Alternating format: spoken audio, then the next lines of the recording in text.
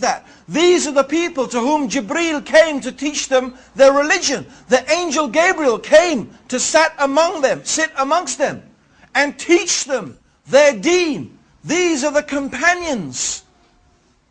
These are the people who knew the circumstance of the revelation. Which ayah was revealed in which circumstance. They are the ones who saw the Prophet ﷺ pray. They saw him with their eyes. They saw the Prophet ﷺ fast and make hajj. And so on and so forth. So they lived with Rasulullah ﷺ. They were his companions. They were eyewitnesses to the events. They would sit and learn directly from Rasulullah ﷺ about the deen. So who could know better about Islam than his companions? It is absolutely logical that the people who would know best about this religion are the people who studied from the messenger to whom this religion was revealed. This is from aql. This is from logic. Actually, this is also the main reason why when I first became Muslim, I could never become Shia. I could never have become a Shia. Because when I first became Muslim, in fact, at the time, the Iranian Revolution was very strong. And outside the mosque where I now work, which is the main mosque in London, the Regent's Park Mosque, the Central Mosque, every week you used to have the Shia handing out a newspaper, Al-Khayran it was called. And we used to read it avidly. And we used to follow this slogan, no East, no West, Islam is the best, and all that type of stuff. Okay?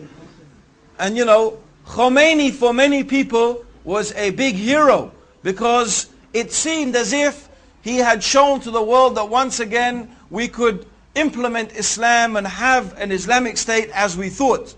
But so I began to study Shiism and what it was teaching and what it was saying. And the big conflict I came was the attitude of the Shia towards the Sahaba. Now many of you may know, and some of you may not, that the Shia, first of all, they are a very small minority amongst the Muslims. They are only 15%. 85% of Muslims are Sunnis. Walhamdulillah. The Shia only constitute about 15%. So they are a small minority. However, their claim is, amongst the many things that they say, is that the majority of the companions of the Prophet apostatized from Islam after the death of Rasulullah sallallahu alaihi wasallam. Particularly the three taghuts, who they call, a'udhu billah, the three taghuts, Abu Bakr, Omar and Uthman. They call them the three taghuts, which means, taghut means a false god. Something that anything that is worshipped besides Allah is a false god. And it could mean an unjust ruler who rules according to other than the guidance of Islam. He is a taghut. So they call them the three taghuts. Because they claim that Abu Bakr and Umar and Ali, may Allah subhanahu wa ta'ala be pleased with them, usurped and deprived Ali of the rightful inheritance of being the successor of Rasulullah sallallahu alayhi wasallam. And of course most of the companions agreed with that, so they also claimed that most of the companions apostatized from Islam. But I thought this is incredible. How is it that Allah chose to be the companions of the messenger, a group of people who after his death apostatized from his religion? And these are the people who spent all of their life with Rasulullah sallallahu alayhi wasallam. These are the people who are ready to give and often did give their lives in the service of Islam to protect the Prophet sallallahu alayhi wasallam and to protect the religion that the Prophet preached. How they sacrificed their money and their time and everything for the cause of Allah and His religion. Yet when the messenger dies, they apostatized. It doesn't make any sense. It's illogical. It seems to be a totally irrational proposition. Rather, we believe that the companions are the best of all the human beings after the prophets.